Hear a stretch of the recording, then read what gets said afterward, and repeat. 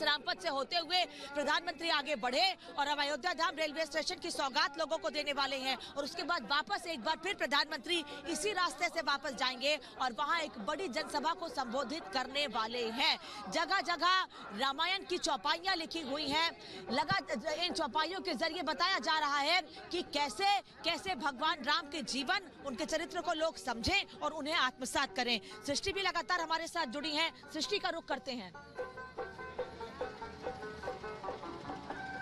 बिल्कुल अनामिका, जैसा आपने कहा कि जगह जगह चौपाइयों का पाठ हो रहा है और सबसे बड़ी बात अयोध्या में एक परिवर्तन जो हमने देखा कि यहाँ के जो युवा हैं वो पूरी तरीके से भागीदारी ले रहे हैं। छोटे छोटे बच्चे हो, युवा अवस्था के लोग हो या फिर बुजुर्ग हो, हर कोई जानना चाहता है प्रभु राम के बारे में। और सबसे बड़ी बात यहाँ पर चाहे ये बगल में आप सूर्य स्तंभ देखिए, जिस तरीके से ये सूर्य स्तंभ धर्म पथ पर स्थापित किए गए, इसका मकसद खाली यही था कि राजा राम सूर्यवंशी राजा थे और उनके ये जो स्तंभ है वो सूर्यवंश के राजा का प्रतीक है। क्योंकि आप ऊपर देखिए कि पूरी तरीके से ये जो शेप दिया गया है वो सूर्य का आकार आपको इसमें दिखाई दे जाएगा। और रोज शाम को जब ये जगमग लाइटें यहाँ पर जलती हैं और पिलर्स पर देखिए कि जय श्री राम लिखा हुआ है, इसी तरीके से जहां पर भी निर्माण हुआ है अयोध्या में, नव निर्माण किया गया है, वहां पर उस जगह का, उस स्थान का महत्व बताते हुए, समझाते हुए किया गया है, ताकि जो लोग यहाँ पर आए, जो राम को समझना चाहते हैं, जो अयोध्या का भ्रमण करना चाहते हैं, जब वो अयोध्या के किसी भी कोने में हो,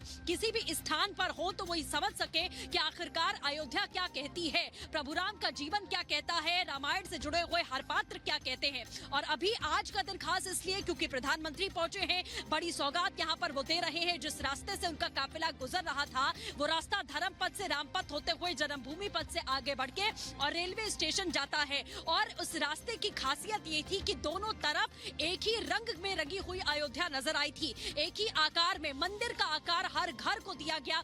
जो पेंटिंग्स बनाई गई है, जो नक्काशी की गई है, वो मंदिर के आकार की गई है। क्योंकि कहा इस रामपथ से होते हुए प्रधानमंत्री आगे बढ़े और अब अयोध्या धाम रेलवे स्टेशन की सौगात लोगों को देने वाले हैं और उसके बाद वापस एक बार फिर प्रधानमंत्री इसी रास्ते से वापस जाएंगे और वहां एक बड़ी जनसभा को संबोधित करने वाले हैं। जगह जगह रामायण की चौपाइयां लिखी हुई हैं। इन चौपाइयों के जरिए बताया जा रहा है कि कैसे कैसे भगवान राम के जीवन, उनके चरित्र को लोग समझें और उन्हें आत्मसात करें। सृष्टि भी लगातार हमारे साथ जुड़ी है। सृष्टि का रुख करते हैं।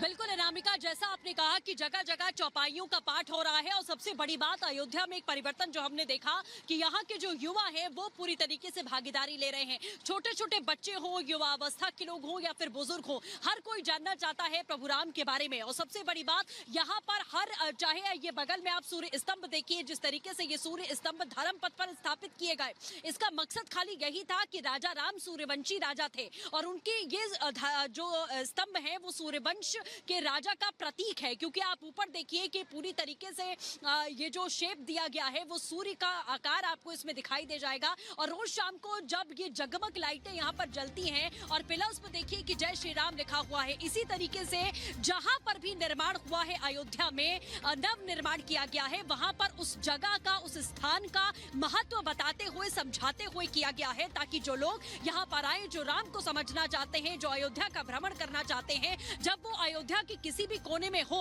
किसी भी स्थान पर हो, तो वही समझ सके कि आखिरकार अयोध्या क्या कहती है, प्रभु राम का जीवन क्या कहता है, रामायण से जुड़े हुए हर पात्र क्या कहते हैं। और अभी आज का दिन खास इसलिए क्योंकि प्रधानमंत्री पहुंचे हैं, बड़ी सौगात यहाँ पर वो दे रहे हैं। जिस रास्ते से उनका काफिला गुजर रहा था वो रास्ता धर्म पथ से रामपथ होते हुए जन्मभूमि पथ से आगे बढ़ के और रेलवे स्टेशन जाता है। और उस रास्ते की खासियत ये थी कि दोनों तरफ एक ही रंग में रंगी हुई अयोध्या नजर आई थी, एक ही आकार में, मंदिर का आकार हर घर को दिया गया। जो पेंटिंग्स बनाई गई है, जो नक्काशी की गई है, वो मंदिर के आकार की गई है। क्योंकि कहा